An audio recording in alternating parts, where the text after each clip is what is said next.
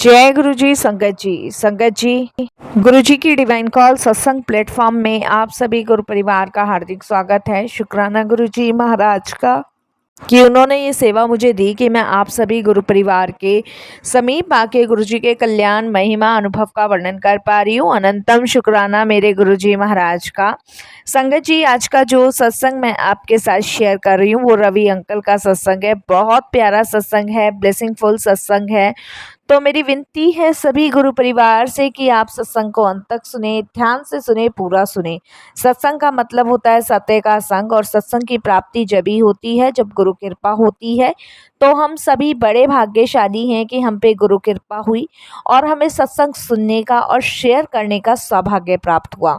साथ संगत जी, गुरु जी महाराज कहते हैं कि सत्संग सुनने वाले का भी कल्याण और सत्संग करने वाले का भी कल्याण, इसमें दोनों का ही कल्याण है। तो बिना स्किप किए बड़ी श्रद्धा भाव से आप सत्संग को सुनिएगा। और अगर आप भी अपने सत्संग अनुभव शेयर करना चाहते हैं तो हिंदी में साफ राइटिंग में आप अपना सत्संग लिखकर हमारी जीमेल आईडी पर सेंड कर सकते हैं, ताकि आपके द्वारा सुनाए गए सत्संग से जो भी गुरु जी महाराज की नई जुड़ने वाली संगत होगी उन्हें गुरु जी के कल्याण महिमा अनुभव के बारे में ज़्यादा से ज़्यादा पता चले।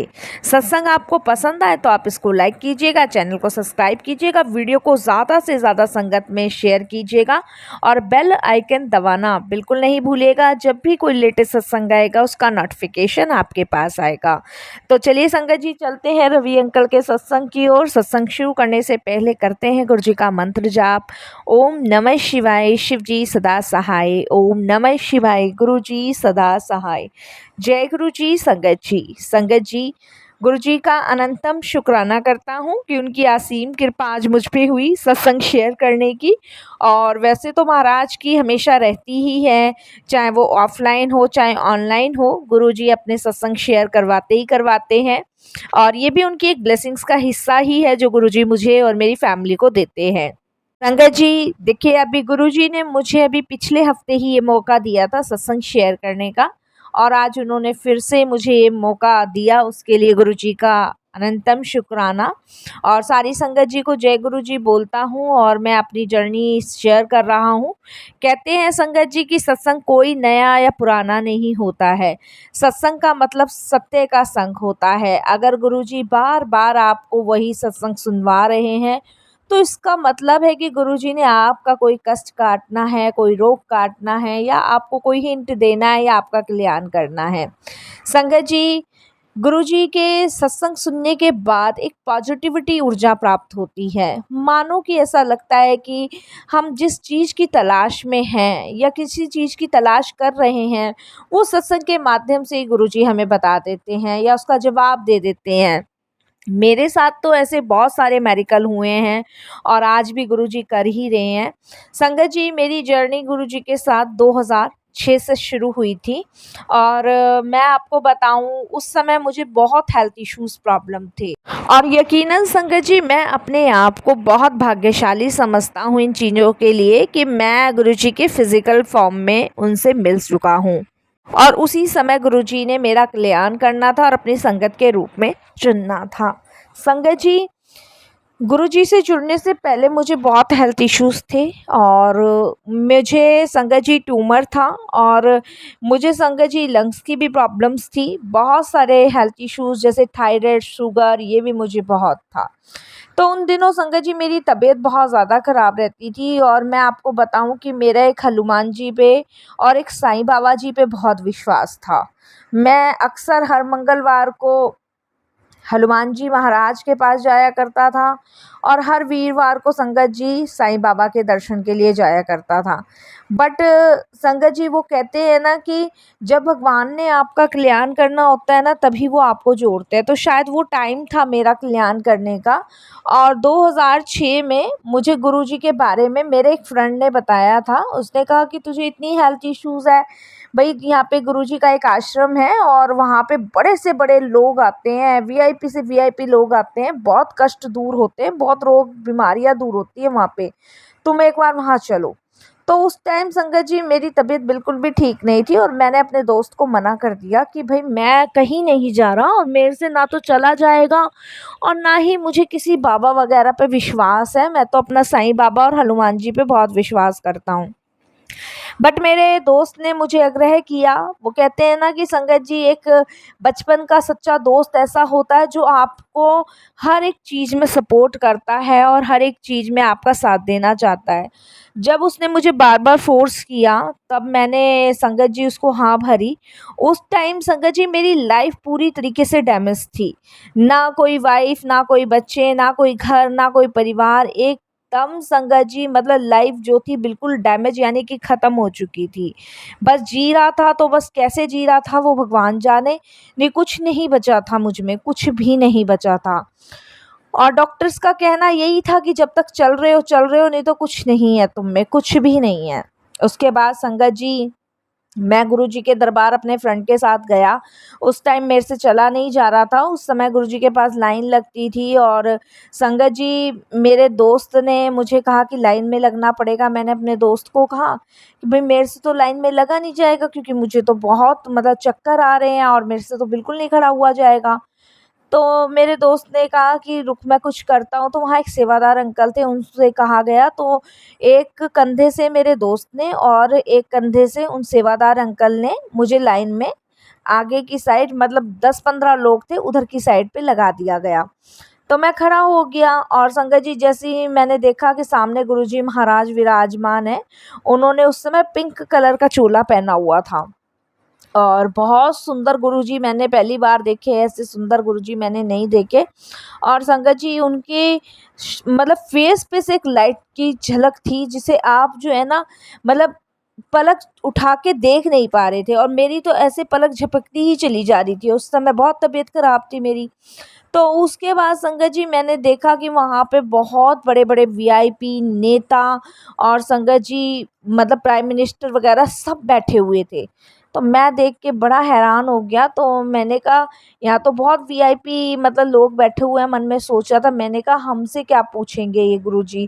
बस था मन में। वो कहते हैं ना कि इंसान है दिमाग ज़्यादा ही चलाते हैं, अपने दिमाग को ज़्यादा ही लेके चलते हैं। जबकि गुरुजी कहते हैं कि मेरे पास जब भी आओ तो इस दिमाग का तुम्हारा कोई काम नहीं है, इसे जूते के साथ बाहर छोड़ो।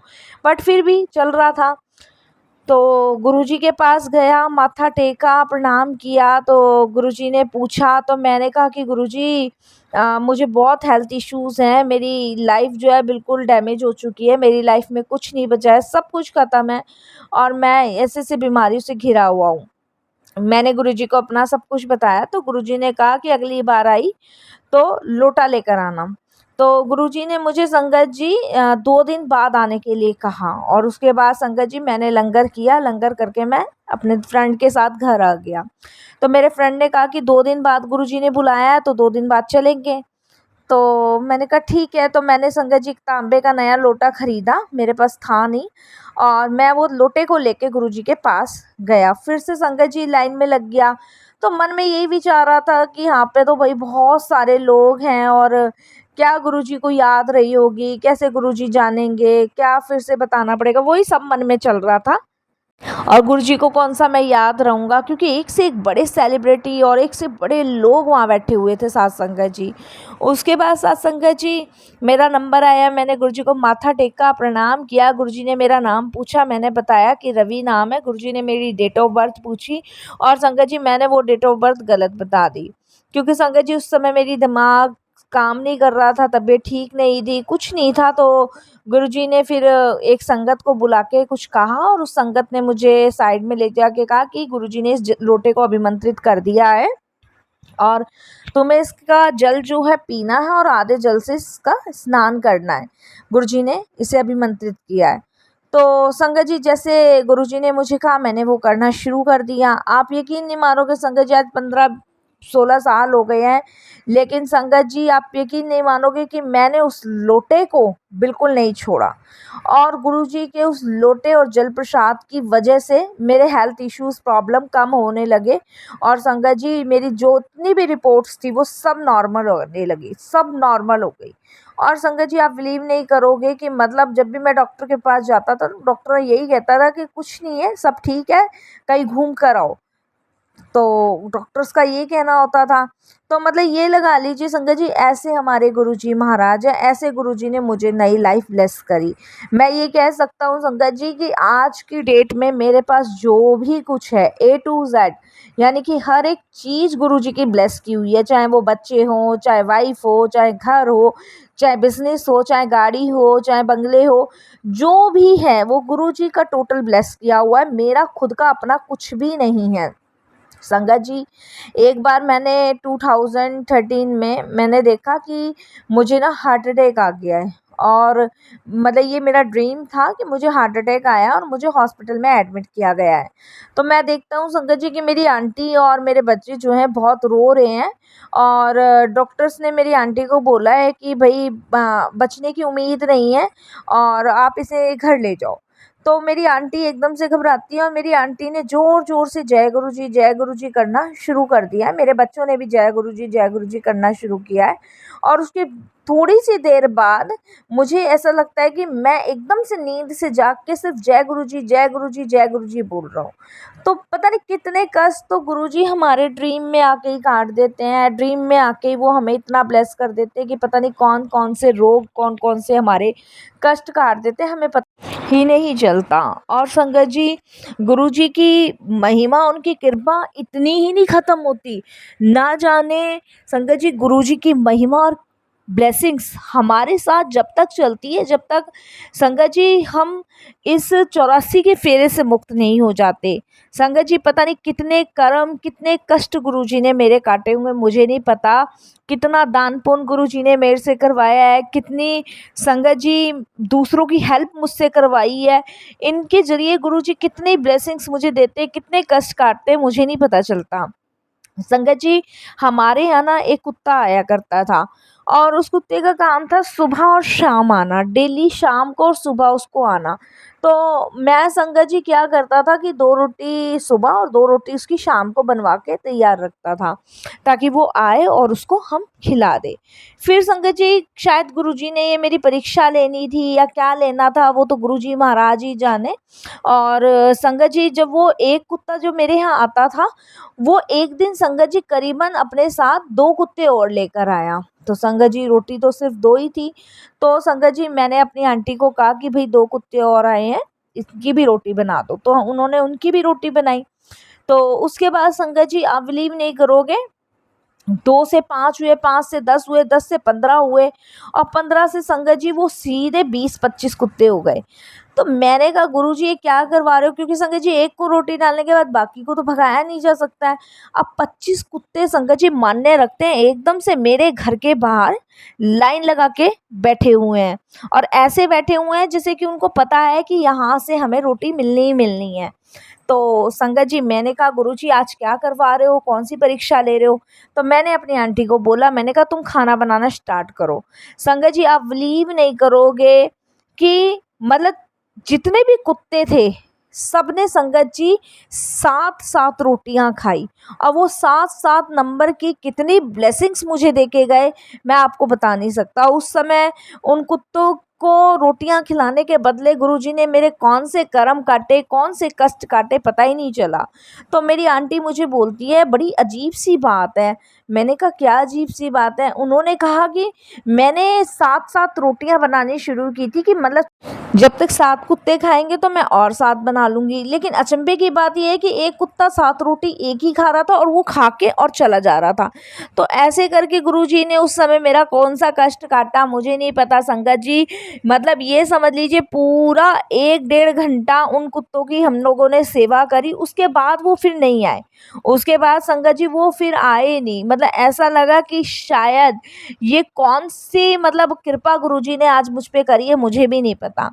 उसके बाद संगत जी, एक बार गुरुजी ने मुझे ड्रीम में दिखाया कि मुझे किसी की हेल्प करनी है। अब संगत जी, किसकी हेल्प करनी है ये गुरुजी ने मुझे ड्रीम में नहीं दिखाया, सिर्फ़ मुझे गुरुजी ने यही दिखाया कि मुझे किसी की हेल्प करनी है, और मुझे इतने पैसों से हेल्प करनी है। तो संगत जी, मैं बड़ा अचंभे में था कि भई किसकी हेल्प करनी है? मैं कहाँ ढूँढूँ? किसको करूँ? क्या करूँ? तो संगत जी, मैं अपनी आंटी को कहने लगा, मैंने कहा गुरुजी ने आज ड्रीम में दिखाया है कि हेल्प करनी है, पर किसकी हेल्प करनी है? तो मेरी आंटी कहती कि मेरी हेल्प कर दो। तो मैंने कहा ऐसा तो कुछ नहीं गुरुजी ने कहा, मतलब किसी की हेल्प करनी है, अब देखते किसकी हेल्प करनी है संगत जी। और मैं अपना ऑफिस चला गया। ऑफिस जाने के बाद संगत जी मेरे को हाफ डे में किसी मीटिंग के लिए जाना था, तो जहाँ मैं मीटिंग पे के लिए गया वहाँ पे संगत जी कुछ आंटीज़ थी जो वहाँ बैठी हुई थी और वो बहुत परेशान थी, उनका बच्चा बीमार था। देखिए कहाँ से कहाँ गुरुजी कनेक्शन बनाते पता ही नहीं लगने देते। तो वो आंटी बहुत परेशान थी, वहाँ पे थोड़ी सी झुग्गी झोपड़ी बनी हुई थी, वहीं पे आंटी परेशान थी और संगत जी वहीं पे मैंने अपनी बाइक पार्किंग में लगा रखी थी, उसके बराबर में झुग्गियाँ बन रही थी। तो वो आंटी को मैं देखता हूँ और वो रो रही होती है अपने बच्चे को देख देख के, तो मैं अचानक से उनको पूछ लेता हूँ, मैंने कहा आंटी आप परेशान हो, क्या हुआ है? तो उन्होंने कहा कि मेरे बच्चे को ना बुखार है और मुझे डॉक्टर के पास लेके जाना है, पर मेरे पास पैसे नहीं हैं। तो मैंने कहा कितने पैसों की ज़रूरत है? तो उन्होंने मुझे बोला कि 1500 रुपये लगेंगे। तो एग्जैक्ट वही 1500 रुपये गुरुजी ने मुझे ड्रीम में दिखाए थे संगत जी। मतलब ये मैं आपको 2015 की बात बता रहा हूँ और वो 1500 रुपये संगत जी मैंने अपने जेब से निकाल के दिए। उस समय मेरे माइंड में बिल्कुल नहीं था इस चीज़ का कि गुरुजी ने मुझे टेलीपैथी के ज़रिए ड्रीम में ये बताया हुआ है कि किसी की हेल्प करना है, पर ये नहीं बताया था कि किसकी हेल्प करना है। तो देखिए कहाँ से कहाँ गुरुजी कनेक्शन बनाते हैं हमें नहीं पता चलता।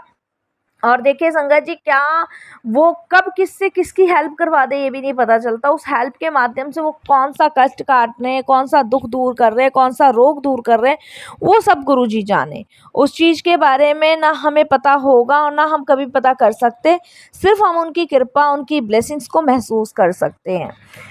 और एक सत्संग और शेयर करता हूँ आपके साथ संगत जी। 2006 में मैं गुरुजी से जुड़ा था और 2007 में गुरुजी ने अपना समाधि ले ली थी। तो जब गुरुजी ने समाधि ली तो हम लोगों को पता चला, तो उस समय हम बहुत परेशान हुए, मैं बहुत ज़्यादा टूट गया। मुझे यही लगा कि गुरुजी ने तो समाधि ले लिया, अब हमारी कौन सुनेगा, कौन हमें इन परेशानियों से निकालेगा, क्योंकि 2006 से लेके 2007 तक तो गुरुजी ने बहुत सारी परेशानियां दूर कर दी थी।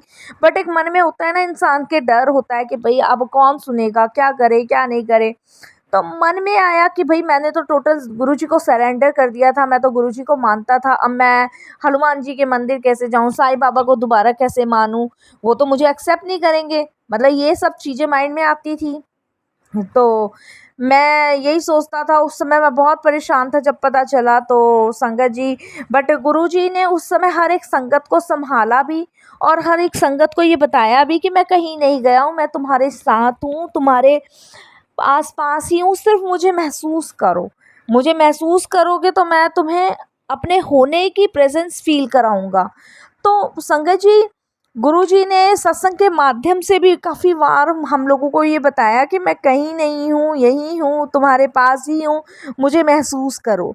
जब सभी गुरुजी की समाधि दिवस के लिए परेशान थे, जब गुरुजी ने समाधि ले ली थी, उस समय संगत जी हम लोग इतने टूटे हुए थे, इतने डरे हुए थे, इतने सहमे हुए थे कि मतलब मानो एक बच्चे से माँ अलग कर दी जाए ना तो बच्चे की क्या हालत होती है। उस समय हमारी ऐसी हालत थी कि गुरुजी हमसे दूर हो गए, अब हम कैसे जिएंगे। मतलब ये समझ लो संगत जी, एक एक संगतों को गुरुजी ने संभाला और कैसे किया वो गुरुजी जाने, हमें नहीं पता। हमें ये पता है कि हमें संभालने वाले गुरुजी हैं। और संगत जी देखिए लाइफ में दुख और परेशानी हमेशा आती है, वो आती भी है जाती भी है। ऐसा नहीं है कि मेरी लाइफ इजी है, परेशानी नहीं है, दुख नहीं है। संगत जी ये तो कॉमन है कि मतलब ये तो लाइफ में आता है और जाता है, लेकिन इससे कैसे बाहर निकालना है, कैसे इसे सही करना है, ये गुरुजी के हाथ में है, ये हमारे हाथ में नहीं है। मतलब एक एग्जांपल देता हूँ कि मेरे पास बहुत सारे दुख हैं, भाई इस दुख से मैं बाहर कैसे निकलूंगा, कैसे कोई रास्ता कब तक नहीं निकलेगा जब तक भगवान नहीं जाएगा। तो गुरुजी वो रास्ता बना देते हैं उस परेशानी से बाहर निकालने का। तो गुरुजी की महिमाएं, गुरुजी के कल्याण, गुरुजी की ब्लेसिंग्स जो है वो अनगिनत है। हमें आपको कभी इन चीज़ों का नहीं पता चलेगा, हम सिर्फ महसूस कर सकते हैं। आज सोशल मीडिया के प्लेटफॉर्म से आप गुरुजी के सत्संग सुन सकते हो, ढेरों सत्संग सुन सकते हो जिसमें गुरुजी संगतों के कल्याण कर रहे हैं, और कितने कल्याण कर रहे हैं हम सभी जानते हैं। संगत जी किसी की जर्नी कैसे गुरुजी से शुरू है, किसी की जर्नी कैसे महाराज के साथ शुरू है, तो सबकी जर्नी अपने अपने तरीके से गुरुजी महाराज से शुरू है। और उससे भी बड़ी बात कि गुरुजी ने जैसे संगतों का कल्याण करना होता है वो गुरुजी जाने। हम सिर्फ सिर्फ महसूस कर सकते हैं उनकी लीलाओं को, उनकी ब्लेसिंग्स को और उनकी फ्रेग्रेंस को। इसके अलावा संगत जी हमें कुछ नहीं पता। मैं तो बस सभी संगतों से यही कहूँगा कि गुरु जी की ब्लेसिंग जितनी मिल रही है ना उतनी बटोर लो। यही एक वो सुहानी पल है, सुहावनी घड़ियां हैं जब हम अपने कर्म कटवा रहे हैं, कष्ट कटवा रहे हैं, रोग कटवा रहे हैं और गुरु जी से जुड़े हुए हैं, गुरु जी की ब्लेसिंग्स पा रहे हैं, गुरु जी का आशीर्वाद ले रहे हैं। यही बहुत इम्पोर्टेंट है। अगर ये पल हमने खो दिया ना फिर कभी भी हम ये पल वापस नहीं ले पाएंगे। तो जितना हो सके सत्संग सुने, गुरु जी से ब्लेसिंग्स ले और गुरु जी का शुक्राना करें। बस मैं यही कहूँगा, क्योंकि गुरु जी की ब्लेसिंग्स हर एक चीज़ में समाई हुई है, हर एक चीज़ में है, हर एक संगत के संग है, हर एक सत्संग में है, हर एक लंगर में है, हर एक जल प्रसाद में है, हर जगह है। बस महसूस करना आना चाहिए। बाकी तो सब गुरु जी पे छोड़ दो, करने कराने वाले वो हैं, हम तो सिर्फ एक ये जानने वाले। वो कहते हैं ना संगत जी, एक मासूम जी ने शब्द गाया हुआ है, भजन गाया हुआ है, जिसे कहते हैं कि वो कर रहा है और मेरा नाम हो रहा है। तो वाकई में संगत जी करने वाले तो गुरु जी महाराज है, बाकी हमारा नाम हो रहा है। हमें ये पता है कि आज की डेट में हमारा जहाँ भी नाम हो रहा है, जहाँ भी कल्याण हो रहा है, वो सब गुरु जी की कृपा, गुरु जी की ब्लेसिंग से है। बस मैं यही कहूँगा, इस पल को ना खोएं, इस पल को हाथ से जाने मत दें। बहुत इम्पोर्टेंट ये घड़ियाँ हैं। बाकी तो संगत जी हम सभी जानते हैं कि आने वाला समय बहुत माड़ा ही है। इसमें गुरु जी की ब्लेसिंग्स प्राप्त करें। जय गुरु जी, शुक्राना।